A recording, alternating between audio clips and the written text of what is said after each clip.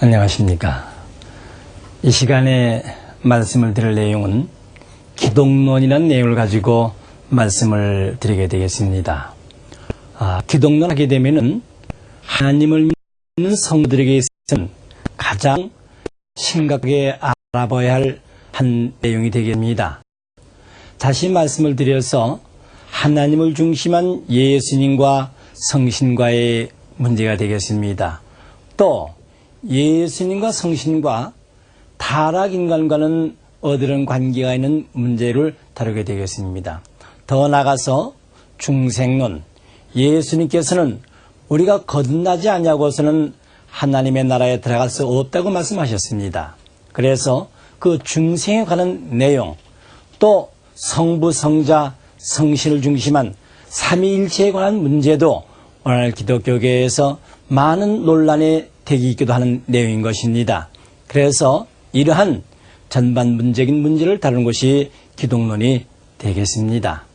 그럼 우선 본론으로 들어감에 있어서 창조 목적을 완성한 인간의 가치관을 중심 삼고 말씀을 드려보기로 하겠습니다. 그동안 하나님이 인간 시조 아담 해와를 지어놓으시고 너희들이 생육하여서 개성 완성하여 자녀를 지상에 가득히 낳으라는 3대 축복을 주셨다고 했습니다.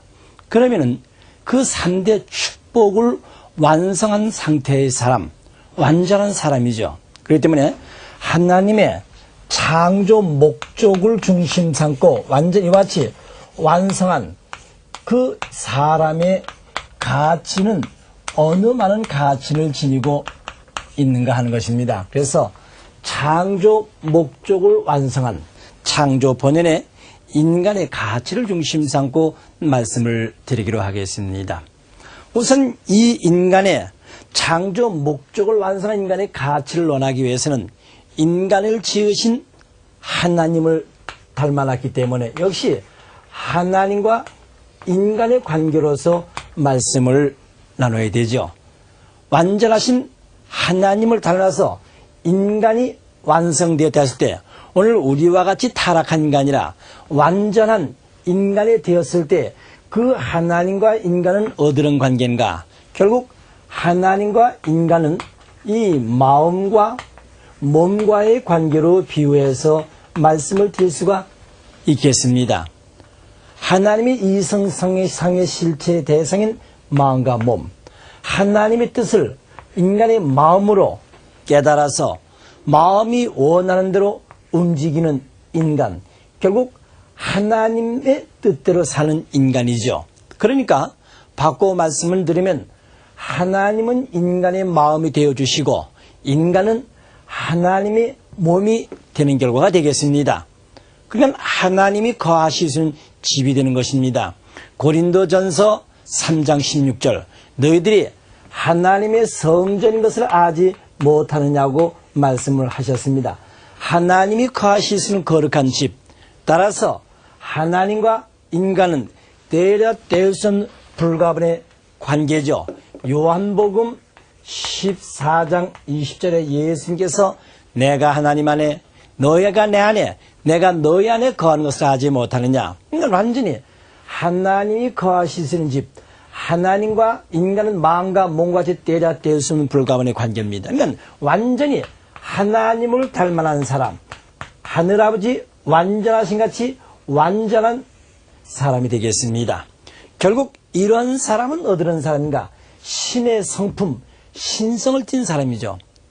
하나님의 성품을 100% 닮아난 사람이 되겠습니다. 하나님이 인간을 지으심을 놓고 보더라도 창세기 1장 27절에 하나님이 사람을 짓되 자기 형상, 즉 하나님의 형상대로 사람을 짓다 했습니다. 하나님의 형상대로 이미 외형적인 내용은 하나님을 완전히 닮아놨습니다. 그니 내적인 내성이 하나님의 뜻을 떠나서 살 수 없는 사람, 완전히 하나님의 심정을 100% 채울해서 사는 사람, 예수 그리스도와 같은 사람이 되는 것이죠. 이런 사람이 개성 완성한 사람인 것입니다. 그러니까 이런 사람은 신의 성품을 지녔고, 그러니까 신의 성품을 하나님을 닮아난 인간, 하나님의 몸이 되죠. 하나님이 인간의 마음이 되어주시기 때문에 인간의 생각은 하나님의 뜻을 떠나서는, 하나님의 생각을 떠나서는 자기라는 기준의 생각, 자기라는 기준의 마음의 작용이 있을 수 없는 것입니다. 그러니까 이런 사람은 어떠한 사람이냐? 완전히 하나님과 같은 사람입니다. 그래서 하나님과 같은 하나님적 가치를 지녔다. 하나님과 같은 하나님적 가치를 지닌 사람이 되겠습니다. 이와 같이 이제 하나님의 이성, 성상을 중심 삼고 완성한 인간과의 관계를 비해서 말씀을 드렸습니다. 두 번째는 하나님이 인간을 왜 창조하셨는가? 인간을 창조하신 목적을 중심 삼고 보기로 하겠습니다. 하나님께서는 인간을 지으셨는데 이 지구상에 사는 사람들은 수많은 사람들이 있습니다만서도 한결같이 똑같은 사람은 없습니다. 각각 다 다릅니다. 자, 우선 하나님은 인간을 왜 창조하시는가 하는 겁니다. 창조 목적에서 말씀드렸죠. 하나님은 기쁨을 느끼시기 위해서 인간을 지으셨다 했습니다. 인간을 지으신 창조하신 목적, 기쁨을 느끼시기 위해서라 했습니다. 기쁨은 어느 때 생기는가? 바로 나를 닮아난 대상이 있어서 그로부터 내 내적인 성품과 외적인 형상에 대한 자극적인 감성을 상대적으로 다각적으로 느낄 때 기쁨을 느낄 수 있다고 했습니다. 그러니까 내 마음과 몸을 닮아난 대상이 있어 그로부터 내 마음과 몸의 성품을 자극적으로 상대적으로 느껴볼 때 기쁨을 느낀다는 거죠. 거울을 바라보고서 내가 잘생긴지 못생긴지 압니다. 결국 거울을 통해서 나를 보고 잘생기면 잘생긴 대로 기쁨을 느끼는 겁니다. 보이지 않는 성품은 내가 만든 작품을 통해서 기쁨을 느끼게 되어 있습니다. 결국 하나님께서도 당신의 성상과 형상, 이성성사로 오신 하나님이었습니다. 성상과 형상을 닮아난 이 인간을 통해서 그로부터는 자극적인 감성에 의해서 기쁨을 느끼시고자 하셨다는 겁니다. 그런데 지구상의 모든 사람은 똑같은 사람 하나도 없습니다. 각각 다 다릅니다. 각각 다르다는 것은 그 내적인 성품이 각각 특성 성품을 지니고 있다는 겁니다. 예를 들어서 이런 사람은 이러한 성품을 지녔다면 여기 있는 사람은 이러한 성품 또는 여기는 이러한 성품, 각각 다른 내적인 성품을 지니고 있기 때문에 지상 가운데서 똑같은 사람이 하나도 없는 것입니다. 그러면 이 모든 인간은 아까 말씀드린 창세기 1장 20절 하나님 자기 형상, 하나님의 형상대로 닮아난 인간이 각각 이러한 특수한 성품을 지녔다는 것은 하나님 자체 내에 있는 이러한 성품, 하나님 자체 내에 있는 이러한 성품, 하나님 자체 내에 있는 이러한 성품을 상대적으로 닮아서 전개시킨 것이 이 인간인 것입니다. 그렇기 때문에 이와 같은 성품을 지닌 사람이 똑같이 이와 같은 성품을 지녔다면 둘이 필요 없죠. 왜? 한 사람을 통해서 자극적인 감성을 느끼는데 또 대상을 통해 느껴 같은 기쁨 아닙니다. 그렇기 때문에 하나님의 수천만 가지의 그 특별한 성품이 모든 인간들을 통해서 나타나고 있는 것입니다. 그래서 이러한 내적인 성품은 그러한 성품을 지닌 사람을 통해서입니다. 이러한 성품을 지닌 사람께서 이러한 성품 자극적인 감성을 느끼시게 되어 있는 것입니다. 이렇게 보면은 결국 하나님이 인간을 창조하신 것은 기쁨을 느끼기 위해서 창조되는데 결국 이 인간은 하나님 앞에 기쁨을 돌릴 수 있는 대상 실체. 그런데 내가 가지고 있는 특성 성품은 나만이 하나님 앞에 자극적인 감성, 기쁨을 돌릴 수 있지 그 누구도 돌릴 수 없다는 겁니다. 오직 가지고 있는 이 성품 나만이 가진 유일한 성품입니다. 유일한 성품은 나만이 하나님 앞에 자극적인 감성을 기쁨에 돌리게 되는 겁니다.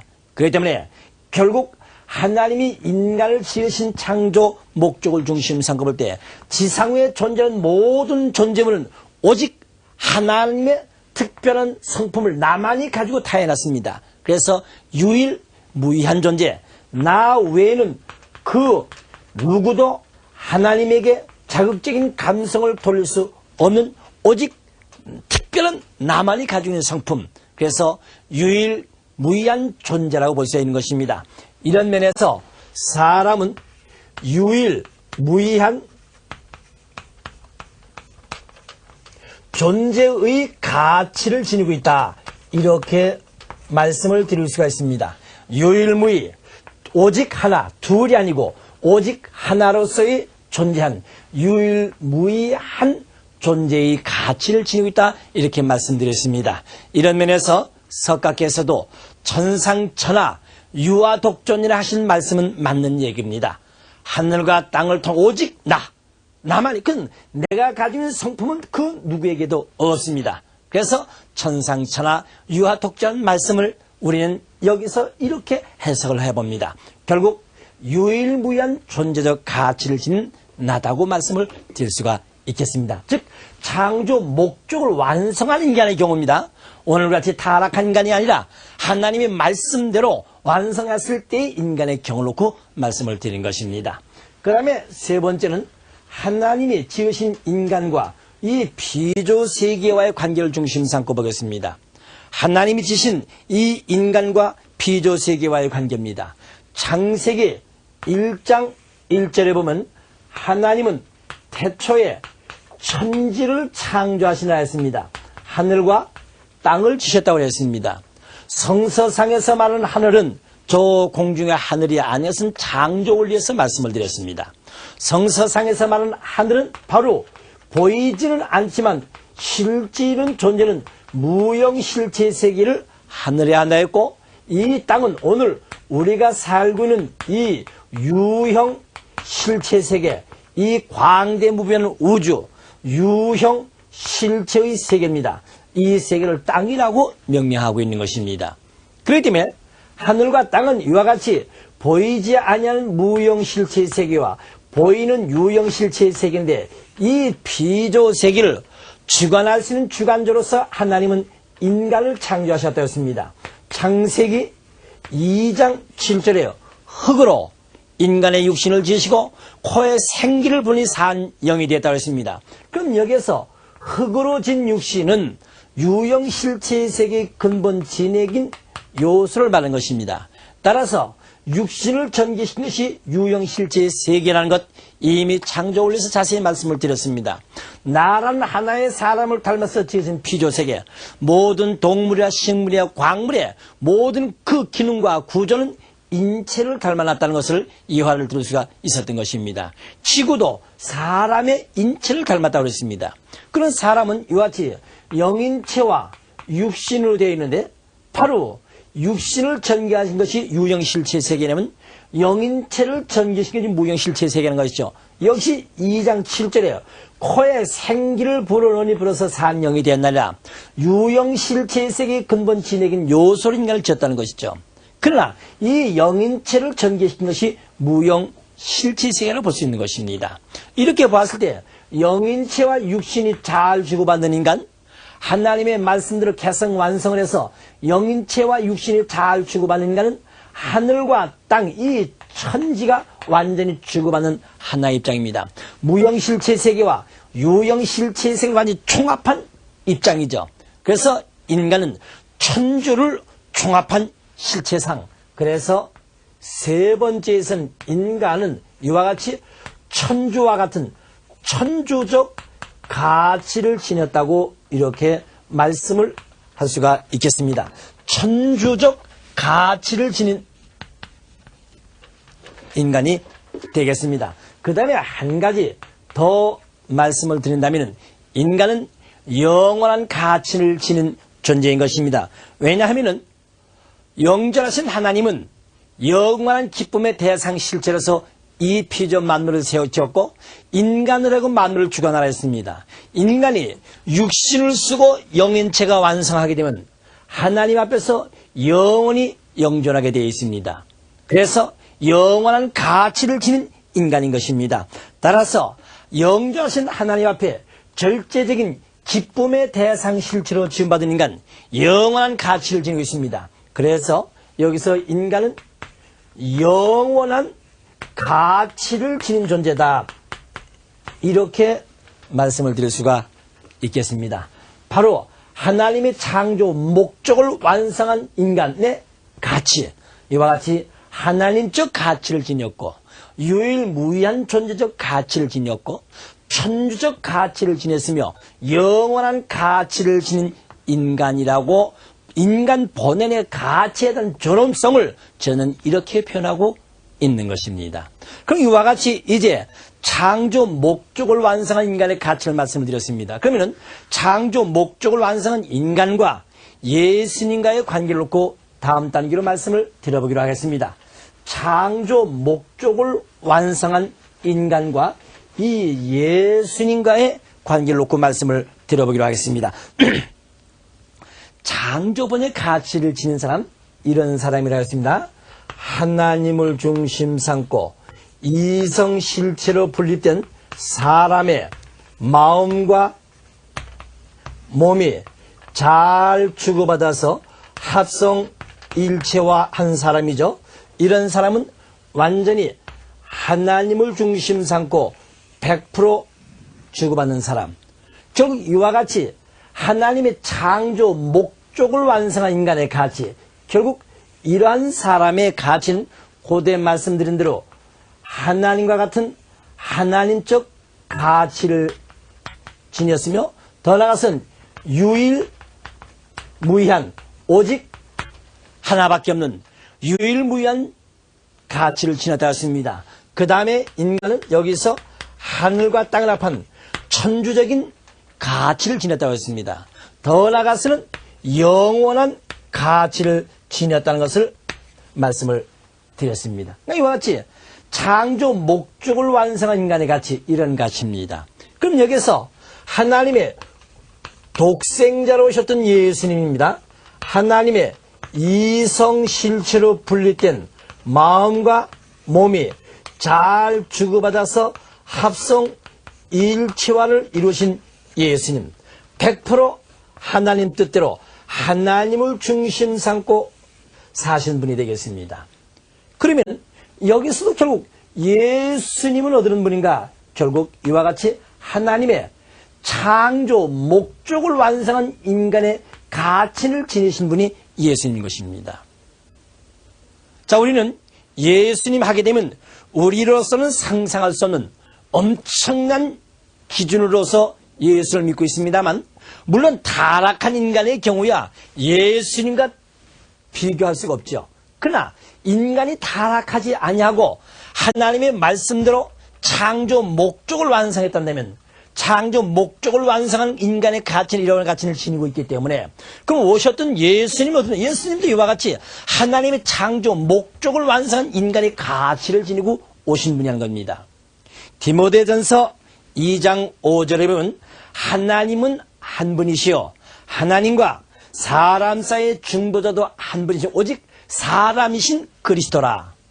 이 디모데전서 2장 5절에 사람이신 그리스도라고 말씀하고 있습니다.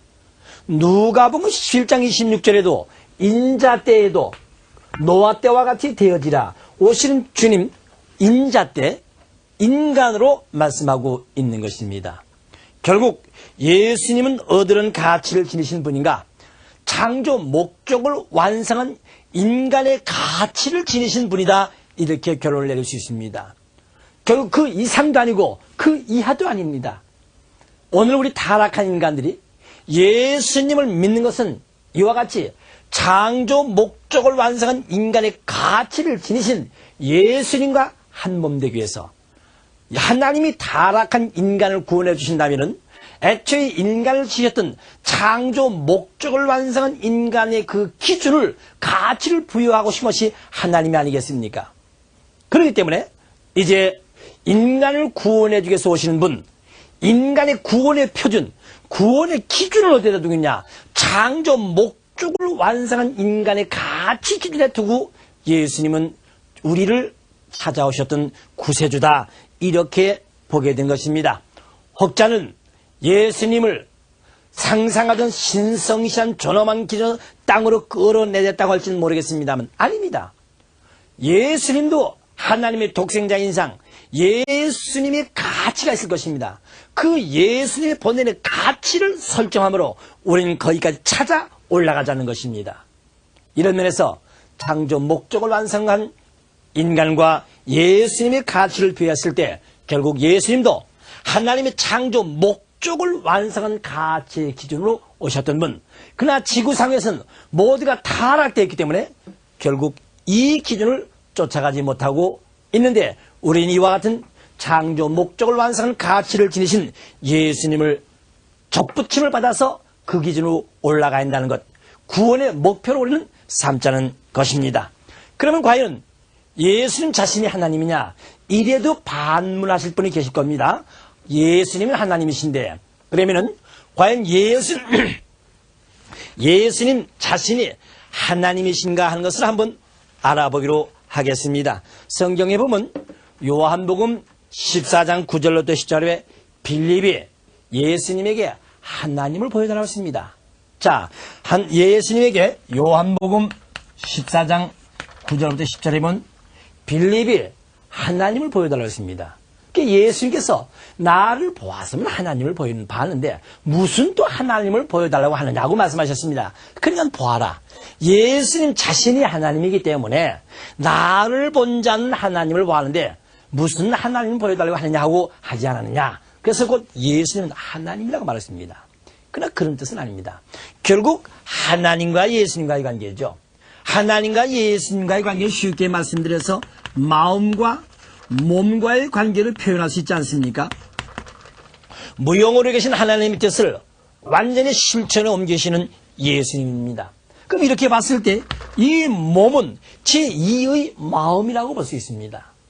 창세기 1장 20절에 하나님은 자기 형상 곧 하나님의 형상들의 인간을 지으시고 너희들이 생육 개성 완성하라. 생육 개성 완성하라. 완전히 하나님의 심정을 체류하신 예수님, 신의 성품, 개성, 창조, 목적을 완성한 예수님, 하나님의 온전한 몸이라고 볼 수 있습니다. 그렇다면 제2의 하나님이라고 말할 수 있지 않습니까? 몸은 제2의 마음입니다. 제2의 마음이라고 보았을 때 결국 예수는 제2의 창조주, 제2의 하나님이라고 볼 수가 있는 것입니다. 이런 면에서 예수는 나는 하나님 뜻대로 사시는 분이니까 나를 보았으면 하나님 본 거나 다를 바 없다. 왜? 100% 하나님을 닮아서 생활하시는 분이기 때문에 그런 뜻에서 말씀하신 것이지 예수님 자신이 하나님이기 때문에 그런 표현을 하신 것은 아닌 것입니다. 그 다음에 또 요한복음 1장 7절에 보면은 세상이 그로 말미암아 지음을 받았다고 그랬습니다. 자, 요한복음 1장 10절에 세상이 그로 말미암아 지음을 받았다. 또 요한복음 8장 58절에 예수님께서 아브라함이 나기 전부터 내가 그 이전에 있었다. 이런 말씀하셨습니다. 그러니까 보아라. 아브라함이 나기 전부터 예수님이 계셨다고 해서 그럼 하나님 아니냐? 왜냐하면 예수님은 아브라함 이후에 2000년 만에 마리아의 몸을 통해서 탄생하신 분이신데요. 그러니까 하나님이 아니고는 그런 말씀하실 수 없다는 겁니다. 고대에 말씀드린 요한복음 1장 10절에도 세상이 그로 말미암아 지음을 받았다는 말씀이 있기 때문에 역시 이 내용을 중심 삼고도 예수님 자신이 하나님이시다 하고 고집 부릴 수 있을 만한 내용이 되기도 합니다. 그러나 어떤 입장에서 이런 말씀하셨는가 아니고 어떤 기준에서 좀 알아봐야겠습니다. 하나님께서는 인간을 지으신데 인간 시조 아담 해와를 지으셨죠. 인간 시조 아담 해와를 지으시는데 그런데 요한복음 1장 1절이야 1절에서부터 3절에 보면 태초에 말씀이 계시니 곧 말씀이 한다니라 했습니다. 말씀의 실체, 하나님의 실체 대상 말씀. 근데 이 말씀으로 지음을 받은 것이 인간조상 아담 해와입니다. 그러면 태초에 말씀이 계시니 말씀이 곧 하나님이라. 그 말씀으로 지음받은 인간조상 아담 해와인 것입니다. 따라서 하나님은 이 아담 해와에게 모든 만물을 주관하라. 만물을 주관하고 살도록 이 피조 세계를 주관할 수 있는 주인이 되라고 하셨습니다. 그런데 이 말씀의 실체인 아담이 말씀으로 완성했다면 여기서부터 하나님의 창조 본연의 가치가 실현됐습니다. 그런데 이 아담은 하나님의 말씀을 불신했습니다. 결국 마귀 사탄이를 중심 삼고 사탄의 영향력을 받는 인간. 그 때문에 이 피조 세계에서는 본연의 가치를 상실했습니다. 그래서 성경에 보면 로마서 8장 19절 모든 만물이 탄식하나니 하나님의 자녀가 나타나기를 원한다고 했습니다. 만물이 탄식하는 세계, 결국 창조 본연의 가치를 상실한 세계가 되어버리고 말았습니다. 이런 세계를 구원하기 위해서 오신 예수님입니다. 결국 아담의 대신 사명자로 오신 예수님. 예수님은 고린도전서 15장 45절에 다음 아담 후 아담이라 했습니다. 동시에 아담의 대신 사명자이기 때문에 예수님은 하나님의 말씀의 실체로 오셨죠. 그래서 요한복음 1장 14절에 보면 수육 현현하신 분입니다. 말씀이 육신이 되어서 나타나신 예수님인 것입니다. 그러니까 말씀 실체의 기준으로 볼 때 예수님으로 말미암아 비로소 이 피조 세계는 새로운 가치가 부여되게 되어 있는 것입니다. 모든 만물은 탄식하나니 하나님의 아들, 딸이 나타나기를 고단이라. 하나님의 아들, 딸로서 말씀 실체로 오신 예수님이죠. 요한복음 14장 6절 내가 곧 길이요 진리요 생명, 길이요 진리요 생명이신 예수님. 예수님으로 말미암아 비로소 본연의 모든 피조 만물 세계 창조 본연의 가치가 부여되게 되는 것입니다.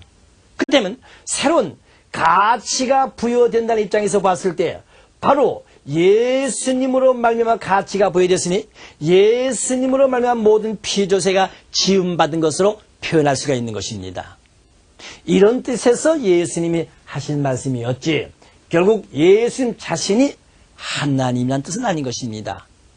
아담의 타락함으로 말미암아 벌어진 무가치한 피조 만물 세계 말씀 실체로신 예수님으로 말미암아 모든 피조 만물의 본연의 가치가 부여됐다.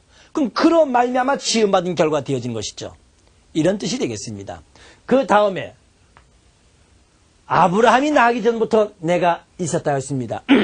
결국 아브라함은 아담의 후손입니다. 그러면 아담의 후손인 이 아브라함은 장차 메시아를 맞이할 수는 메시아를 맞이하기 위한 준비의 터를 닦아 나왔던 장본인이십니다.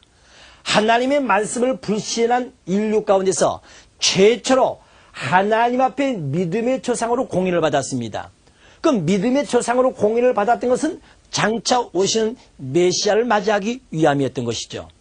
그러니까 결국 아브라함도 타락한 원죄를 가진 인간으로서 메시아 구세주로 오시는 예수님 앞에 접붙임을 받음으로 원죄를 청산짓고 완전한 구원을 받게 되는 것입니다. 그렇다면 인간 창조 본연의 가치 기준을 놓고 볼 때 예수님은 하나님의 창조 목적을 완성한 가치의 기준으로 오신 분입니다. 인간이 참 아담이 인류의 참 조상이 되지 못하고 거짓 조상이 되기 때문에 참 조상으로 오신 예수님이신 것입니다. 참 조상으로 오신 예수님, 창조 본연의 가치를 이루고 오신 예수님, 예수님 인간을 접붙여서 거듭나주는 중생의 역사를 하기 위해서 오신 것입니다. 중생, 거듭남의 역사는 부모의 역할을 하셔야 되는 것이죠. 이렇게 봤을 때는 역시 아브라함도 현현하신 예수님 앞에 재림 부활에 의한 구원을 받지는 않는 겁니다. 부활론에서 말씀을 드렸죠. 역사상에 왔다 간 모든 조상들, 구약시대에 왔다 간 사람들은 영영체급까지 연계가 있다고 했습니다. 오늘날까지 기독교인을 믿다 간 사람은 낙원급까지 가 있다고 했습니다. 그러니까 구약시대에 왔다 간 성도들, 오시는 주님으로 말미암아 재림 부활해서 완전 구원을 받아야 되는 겁니다. 그러면 창조본의 가치 기준에서 참 조상의 입장에서 봤을 때 아브라함은 예수님의 후손이 되어지는 것이죠. 이런 면에서 아브라함이 나기 전부터 내가 있었다고 말씀하신 내용이 되겠습니다. 결국 예수님 자신이 하나님 자신은 아니다는 결론을 여기서 결론을 내려보게 되겠습니다. 그러면 이제 타락한 인간과 예수님과의 관계를 놓고 또 굳혀주고 말씀을 드려보도록 하겠습니다. 그러면 창조 목적을 완성한 인간과 그 가치, 창조 목적을 완성한 인간과 예수님과의 관계를 놓고 말씀을 드렸습니다. 그러면 이번에는 이와 같이 타락한 인간과 예수님과 어떠한 관계가 있는가 하는 것을 놓고 한번 보기로 하였습니다. 타락한 인간과 예수님과의 관계입니다.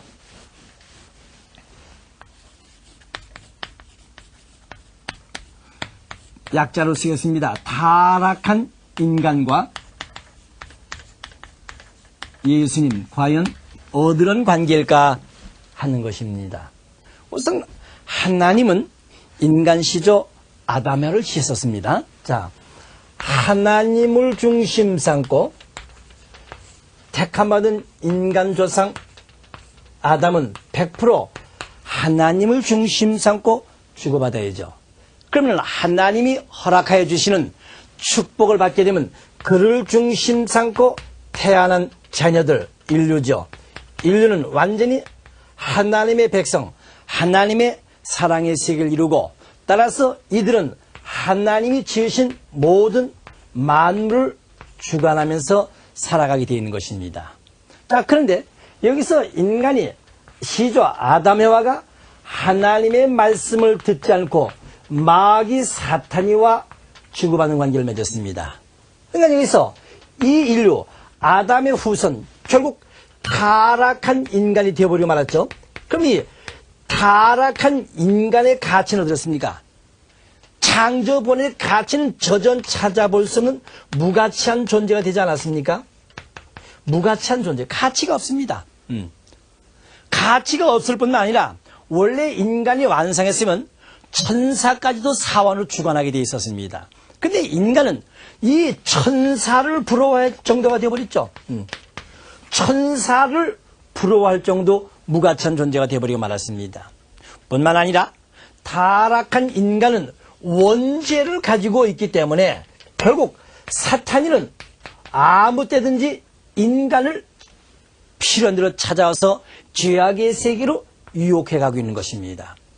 결국 이렇게 타락한 인간, 완전히 무가치한 존재, 주관할 종을 부러울 정도로 오늘 우리 뭐라 합니까? 기독교계에서는 천사하게 되면 하나님 바로 밑에 있고 인간보다는 급세가 높은 아름답고 고귀한 천사, 이렇게 보고 있지 않습니까? 천사, 고귀한 천사, 천사를 부러울 정도입니다. 따라서 원죄를 가지기 때문에 마귀 사탄이라는 놈은 하시든지 인간을 찾아서 죄악의 세계로 유혹해 가고 있는 것입니다. 이것이 오늘 타락한 상태의 인간의 가치입니다. 그러면은 이와 같은 인간을 구원해 주기 위해서 오셨던 아담 대신 사명자로 오신 예수님입니다. 그럼 예수님은 어떤 분인가? 이미 고린도전서 15장 45절 다음 아담이라 했습니다. 아담의 대신 사명에서. 그런데 이 예수님은 하나님의 완전히 창조 목적을 완성한 사람의 가치를 지녔다고 말씀드렸죠. 약자를 써서 죄송합니다. 창조 목적을 완성한 사람의 가치를 지니신 분. 다시 말씀을 드리면 하나님적 가치, 더 나아가서는 유일무이한 존재적 가치, 더 나아가서는 천주적 가치, 더 나아가서는 영원한 가치를 지니고 오신 분이라 했습니다. 그렇기 때문에 창조 목적을 완성한 가치를 지니신 분이기 때문에 이 주님은 피조 세계에서 완전히 주인의 입장이 되신 겁니다. 주인이 되시기 때문에 하나님은 이 천사로부터 만물까지도 다 당신이 주관하게 되시는 것이죠. 천사로부터 모든 만물까지도 주관을. 그 때문에 고린도전서 12장에 볼 것 같으면 15장 27절에 볼 것 같으면 고린도전서 15장 27절은 모든 만물이 그리스도의 팔 아래에 있다고 했습니다. 그러니까 완전히 만물을 주관하라고 하는 축복하신 그대로 주인의 자격을 가지고 오신 분인 것입니다. 이 예수 그리스도는 완전히 하나님의 심정을 100% 지니고 계신 분. 자, 이분이 바로 예수님인 것입니다. 그러면 예수님은 왜 오셨는가 하는 것이죠. 결국 하나님의 심정을 100% 지원하신 분. 하나님은 부모로서 인류를 자녀로 품고자 하신 것입니다. 그렇기 때문에 예수님은 이 타락한 인간을 구원해 주기 위해서 찾아오신 겁니다. 찾아오신 주님을 인간이 믿어만 나가게 되면 완전히 하나님과 일치를 이루는 것이죠. 바로 이것이 죄악을 가진 이 타락한 무가치한 존재를 창조 본연의 가치를 지닌 인간으로 접붙여 주기 오신 것입니다. 예수를 믿어서 하나만 되면 인간은 완전히 죄를 청산짓고 죄 없는 인간으로 다시 태어나는 것이죠. 이런 내용을 가리켜서 거듭났다는 이 중생이라는 표현을 쓴 겁니다. 중생, 거듭났다는 것이죠. 그럼 여기에서 예수님과 인간은 어디런 관계로 맺어지게 되는가? 결국 여기에서 이 예수님은 인류 앞에 부모의 입장에 서시는 것이죠. 그럼 여기서 타락한 인간은 예수님 앞에 어떤 입장에 자녀의 입장으로 인연 맺게 되는 것입니다. 그러니까 인간은 여기서 완전히 원죄를 청산하게 되는 것이죠. 예수님이 오셨던 것은 이런 관계를 맺어주기 위해서 오셨던 것입니다. 그래서 로마서 11장 17절 나는 참 감람나무요 너희는 돌감람나무니 나에게 젖붙임을 받자면 안 된다. 예수님 앞에 젖붙임을 받으면 이제 이 타락한 인간은 부모와 자식, 부자지 관계로서 인연을 맺게 되는 겁니다. 그렇기 때문에 이사야서 9장 6절에 보면 주님은 아버지의 영전하신 아버지의 사명을 가지고 오셨죠. 이 뜻을 이루지 못하신 예수님이기 때문에 마태복음 16장 20절 아버지의 영광을 다시 오시겠다고 했던 것입니다. 그러니까 예수님이 오셨던 것은 이와 같이 하나님의 창조 목적을 완성한 인간의 가치를 지신 분으로서 하나님의 심정을 100% 치열하신 분이기 때문에 하나님은 인류를 자녀로 품으시고선 뜻을 하신 예수님 결국 인간을 접붙여주기 위해서 오신 것입니다. 요한복음 15장 5절 나는 포도나무에 너희는 가지라고 했죠. 그러니까 타락한 인간들이 이제 마귀 사탄과의 관계를 끊고 주님을 믿어서 완전히 하나만 되는 날이면 이 원죄를 청산짓고 죄 없는 자녀서 예수님과 인간은 부자지 관계를 맺는 것입니다. 부모와 자식의 차이가 뭐가 있습니까? 다만 서차죠. 부모로부터 태어나신 자식이라는 그 서차뿐이지 부모나 자식은 때려 뗄 수는 불가분의 일체의 관계입니다. 동일한 가치를 지니게 되는 것입니다. 인간이 예수님을 믿음으로써 구원을 받으면 얻는 건 예수님과 같은 가치, 다만 예수님 부모가 되시고 우리는 그분 앞에 자녀가 되는 입장에서의 본연의 가치를 이룩해야 되는 것입니다.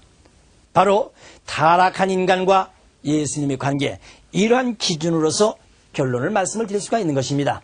우리는 예수를 믿으면 어떻게 우리가 예수님과 같이 될 수 있느냐? 이건 뭐가 잘못됐습니다. 예수를 믿으면 예수님과 같이 되죠. 그럼 예수님과 같이 되겠는데 예수님의 가치 기준을 알아야죠. 결국 창조 목적을 완성한 인간의 가치를 지니고 오신 분, 하나님적 가치, 유일무이한 존재적 가치, 천주적 가치, 영원한 가치를 가지고 오신 주님을 믿으면 나도 그와 같이 되죠. 그래야 영존하신 하나님 앞에 가서 영원히 살게 되는 거 아니겠습니까? 그것이 천국의 세계지요.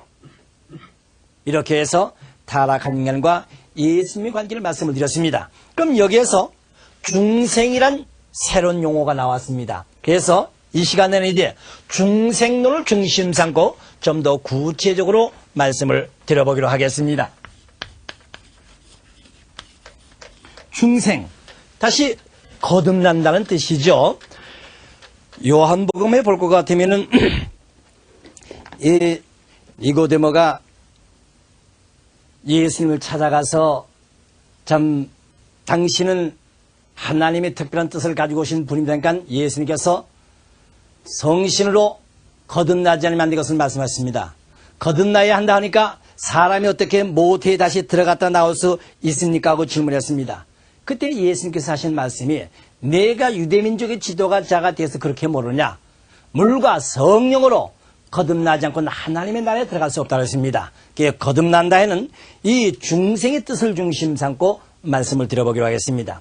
원래 하나님을 중심 삼고 인간 시조 아담과 해와는 부부가 되어서 잘 주고받게 되었으면 바로 이 아담 해와가 하나님을 중심 삼고 그랬으면 이들은 완전히 선한 부모, 조상이 되는 것이죠.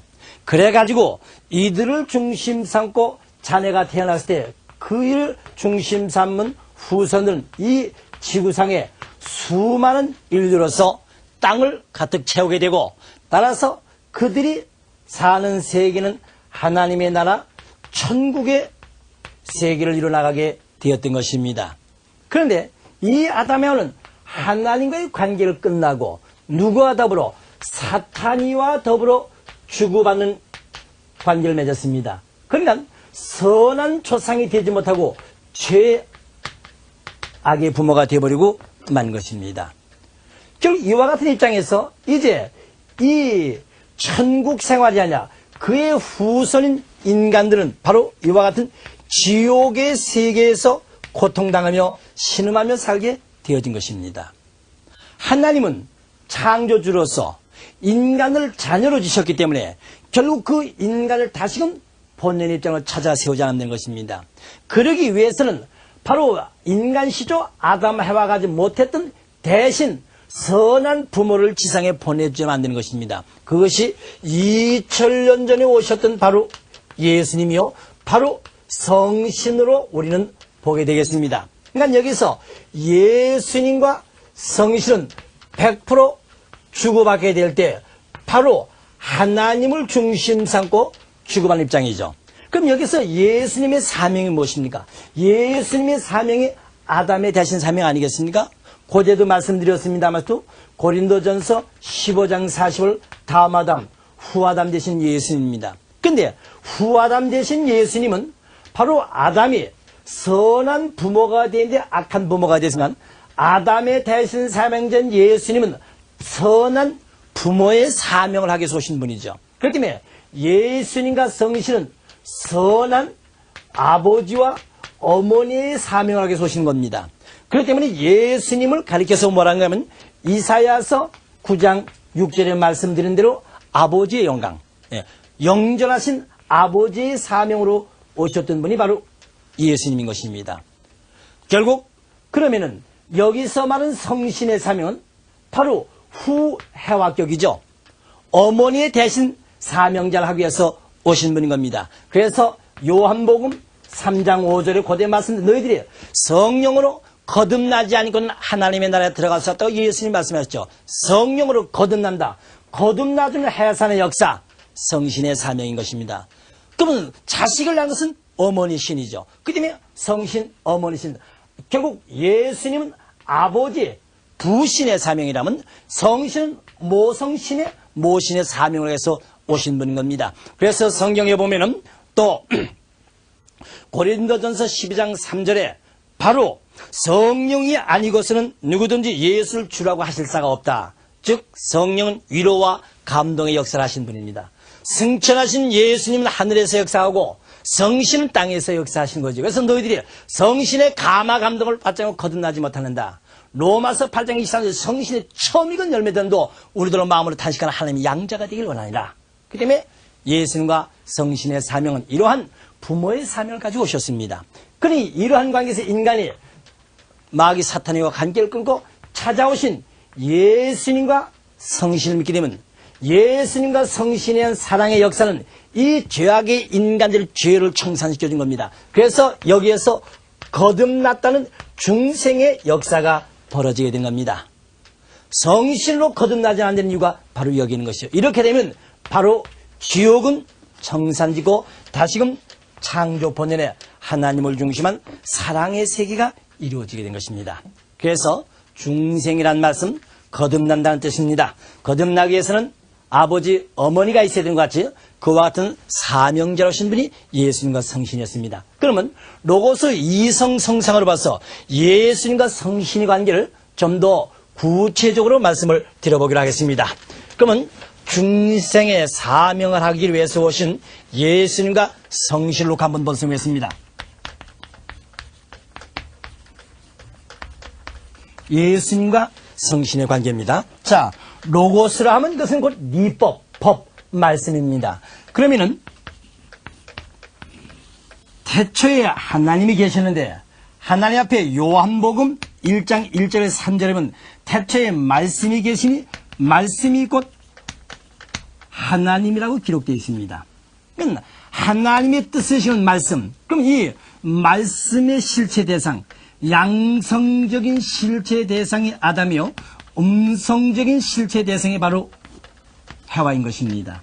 그러니까 말씀으로 지음을 받은 아담 해와가 말씀 실체가 되었다면 바로 개성완성한 창조 목적을 완성한 인간은 곧 생명나무로도 비유가 되죠.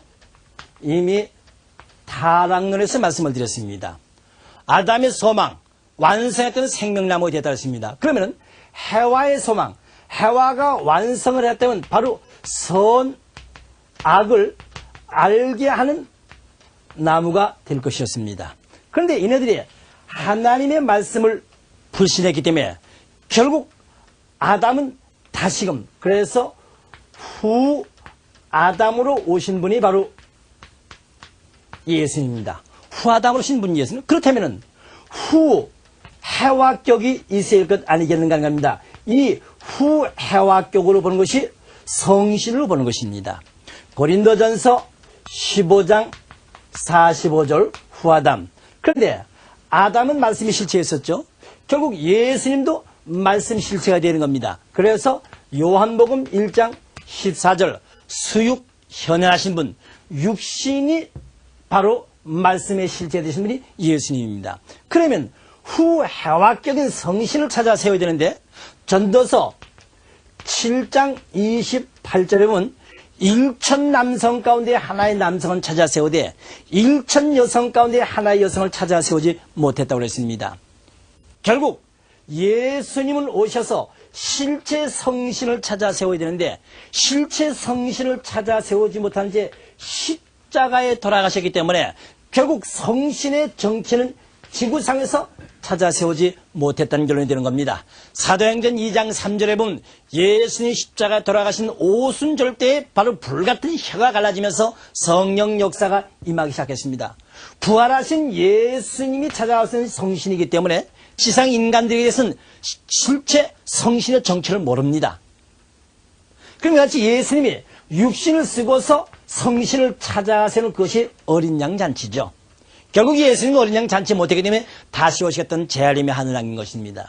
그럼 여기에서 이 예수님이 다시 재림하실 때 그럼 이 재림의 사명은 뭐냐? 참 아버지의 사명을 가지고 오시는 것입니다. 그럼 여기에서 성신도 다시 지상에 재림하여야 되는데 이분이 참 어머니의 사명을 가지고 오신 분이 되는 것이죠. 그렇기 때문에 계시록 22장 14절에 보면 죄악의 두루마리를 빠는 자는 복이 나니 그 생명나무 앞을 나올 권세를 달았습니다. 죄악의 두루마리를 빠는 자 복이 있다. 생명나무.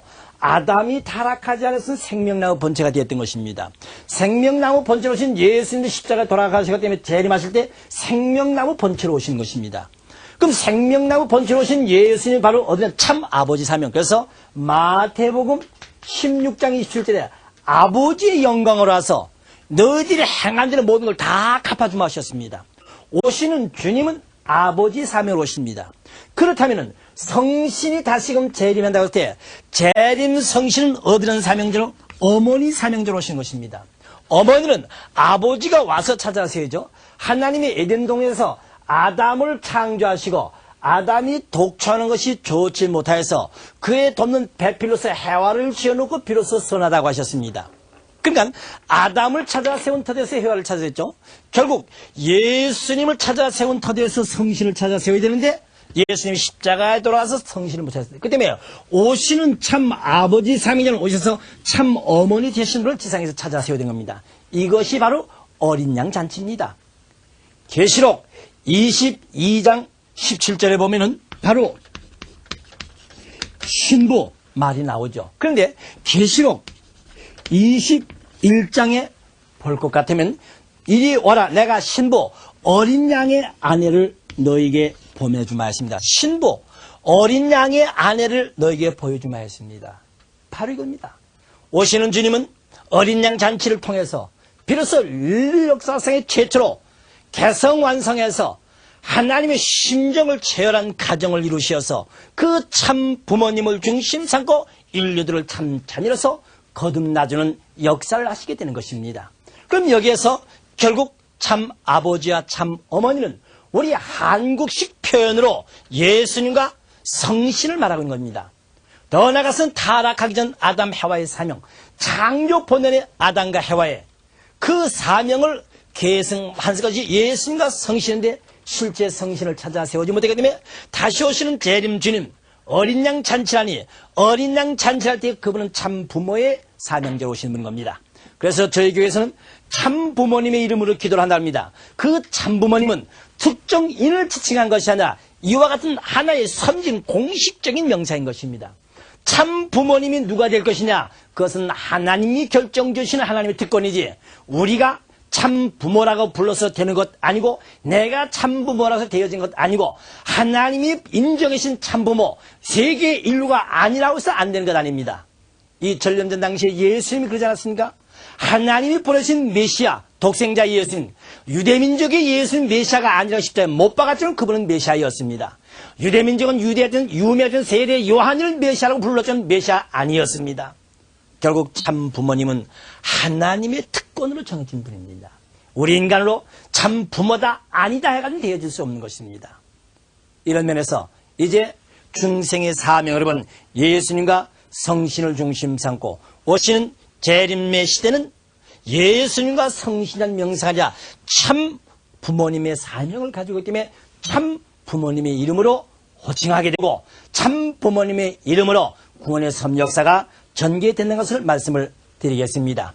그러면 결국 여기서 중생이란 뜻을 결론적이면서 다시 표현을 해본다면은 결국 하나님을 중심 삼고 이성실체를 불렸던 이 아담과 해와가 하나님을 중심 삼고 주고받아서 자녀를 낳았다면은 바로 이는 하나님을 중심한 완전한 선한 자녀가 되었을 것입니다. 그런데 하나님과의 관계가 끊어지고 사탄이를 중심 삼고 결국 이 아담과 해와가 주고받았습니다. 이렇게 되니까 이 후손들도 사탄이를 중심 삼고 주고받는 관계, 결국 하나님과 관계없는 악의 자녀가 되어버리고 말았습니다. 이것을 악의 자녀가 된 죄악의 인류를 구원하게 주기 위해서 아담의 대신 사명자로 오신 예수님과 후 해와격으로 오신 성신이죠. 그렇기 때문에 이 악의 자녀가 예수님과 성신을 믿으면 예수님과 성신이 주고받는 사랑의 역사는 결국 이 인간을 거듭나주는 것입니다. 즉 거듭나주는 이 중생의 역사가 벌어지죠. 그렇게 됐을 때 완전 참 자녀로서 복귀된 건데 그만 예수님이 십자가에 돌아가셨습니다. 그렇기 때문에 십자가로 돌아가셔서 영적으로 성신을 찾아가 세우셨기 때문에 이 중생의 영적인 역사입니다. 그렇기 때문에 이 영적인 역사는 비로소 예수님과 성신을 말미암아 성도로서 택함을 받는데 이 성도를 가리켜서 우리는 하나님의 양자라고 명명하고 있습니다. 양자. 그러니까 예수님은 다시고 재림하십니다. 다시금 재림하신 분은 참 아버지 사명자로 오시고 다시 오신 분은 참 어머니 사명자로 오셔서 이 참 아버지와 어머니로 오신 분을 성도들이 믿으면은 참 아버지와 어머니가 주고받는 사랑의 역사, 주고받는 사랑의 역사는 인간을 다신한 거듭의 역사, 결국 이것은 영육 아울러서 완전한 구원을 받기 때문에 참 자녀권으로 택함을 받게 되는 것입니다. 여기에서 참 자녀 역사, 그래서 여기에서는 영육 아울러서 완전히 영적으로 또는 육신 쓰고 오신 영육으로 오신 부모님이기 때문에 영육으로 완전 구원을 받아서 참 자녀로 복귀되어지게 된 것입니다. 그렇기 때문에 아담의 아를 중심한 죄악의 자녀가 예수님과 성신의 중생 거듭내 것은 영적인 중생, 그래서 양자가 되었습니다. 다시 모시는 참 부모님을 믿음으로써 참 부모님이 주신 사랑의 은사에서 태어날 때 참자로 거듭나게 되어지는 것입니다. 이런 면에서 중생에 의해 말씀을 드렸습니다. 그 다음에 결론적으로 이제 삼위일체를 말씀을 드려야 되죠. 자, 오늘 기독교계에서는 또 삼위일체가 상당히 많은 의문점을 가지고 있습니다. 자, 성부, 성자, 성신을 말하고 있는데 과연 이 성부, 성자, 성신 누구냐 하는 것입니다. 원래 하나님의 창조 목적, 창조 이상은 하나님을 중심 삼고 이성실체로 분립된 주체와 대상이 주고받아서 합성일체화를 이루면 하나님을 중심한 사위기들을 이루면서 하나님의 창조 목적이 완성된다고 그랬습니다. 그러니까 하나님을 중심한 3대상 목적을 이루어서 완전히 주고받아서 하나가 되면 사위기대, 사위기대를 이루면서 하나님의 창조 목적인 뜻이 이루어진다고 그랬습니다. 그럼 이렇게 봤을 때 하나님을 중심으로 택함받은 인간 조상 아담과 해와죠. 이 아담과 해와가 하나님을 중심 삼고 완전히 하나가 되어서 거기서 자녀를 낳았으면 선한 자녀를 창조의 상세에 이뤘습니다. 이때 하나님을 중심한 아담과 하나님을 중심한 해와와 아담과 해와가 이것이 창조 본연의 삼위일체를 이루는 것입니다. 그런데 이들은 타락으로 사탄인을 중심상으로 때문에 사탄인을 중심한 삼위일체를 잃어버렸죠. 이것을 탕감복잡하게 해서 오신 결국 예수님과 성신입니다. 예수님과 성신이죠. 그러니까 여기서 말은 하나님을 중심 삼고 예수님과 성신의 관계. 그러니까 하나님의 뜻이 예수님 뜻이요. 또 하나님의 뜻이 성신의 뜻이요. 성신의 뜻이 예수님의 뜻이죠. 그러니까 삼위일체인 것은 뜻으로 보는 삼일체입니다. 하나님의 심정 실체로 개상완성하신 예수님, 완전히 하나님과 한 몸을 이루셨죠. 그런 하나님의 뜻을 가지신 예수님이 지상에서 어린 양 잔치로 성신을 찾아 세웠을 때 하나님을 중심한 예수님과 성신은 완전 삼위일체인 건데 예수님이 십자가에 돌아가심으로 결국 영적으로 삼위일체를 이루었습니다. 그런데 이 영적인 삼위일체에서 성신의 정체를 모릅니다. 그러니까 하나님이 예수님, 예수님이 성신의 성신이 하나님이라고 보고 있죠. 아닙니다. 성부, 성자, 성신, 엄연히 개체는 다릅니다. 그러나 뜻으로 봐서는 하나님의 뜻이 예수님 뜻이요, 예수님이 성신의 뜻이요, 성신이 하나님의 뜻으로 할 때 삼일체죠. 그 뜻을 중심 삼고 이제 믿으면 성도들이 사위기들을 이루어서 뜻을 이루는 것입니다. 마지막으로 이제 오시는 하나님을 중심 삼고 그 때문에 오시는 재림 주님이죠.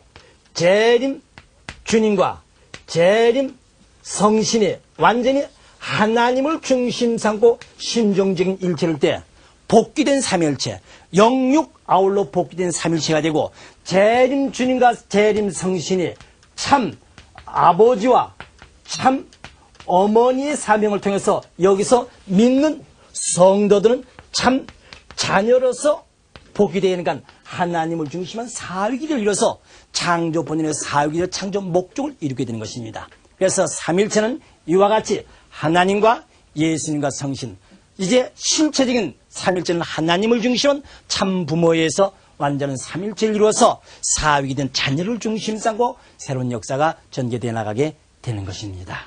이상으로서 오늘 기독교계에서 풀지 못했던 예수님과 성신과 하나님과의 관계, 삼일체 관계, 중생의 관계, 또는 창조 목적을 완성한 인간과 타락 인간의 관계 자세히 말씀을 드렸습니다. 이제 여러분 신앙생활하는 데서 보다 더 구체적인 뜻을 아시고 정도를 가실 수 있는 계기가 되라고 믿습니다. 많으신 하나님의 축복의 은사 가운데 더욱더 건재하시길 빌면서 끝내겠습니다. 감사합니다.